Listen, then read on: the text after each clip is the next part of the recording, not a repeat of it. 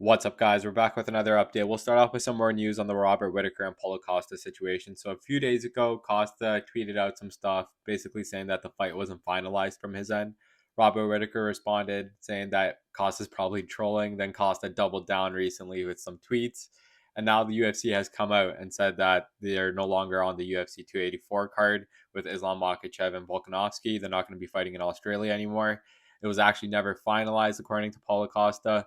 Robert Whittaker posted this video here. If you want to check out the full thing down below, there's a link. But he basically said he's disappointed the fight's not happening. He even said that the UFC offered Costa the contract he wanted, but he still didn't accept it for some reason. So they're now looking to reschedule Whittaker for a fight in March or April. Not sure what's going to happen next for Costa. It would be his last fight on his contract, so we'll see what happens with this. Next up, we got some quick news on Sean O'Malley, who is discussing his next fight, saying that he's going to wait for Henry Cejudo and Aljamain Sterling to settle their fight.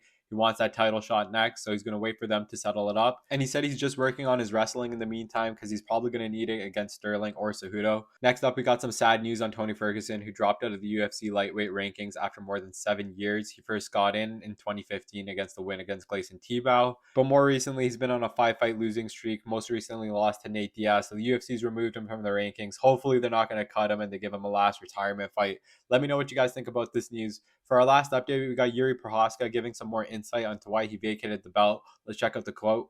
I was still thinking about that I had to go to the fight because I believe I can solve it. I can solve the fight despite my injury. I can end it in the first or second round. To not be there longer than is necessary. But everybody knows the story about TJ dillashaw at UFC 280. So I want to be professional. I want to be humble to my team around me, to the UFC, and to my opponent. So let me know what you guys think about these updates. If you want quick news like this, make sure to follow along. Hope to see you guys in the next video.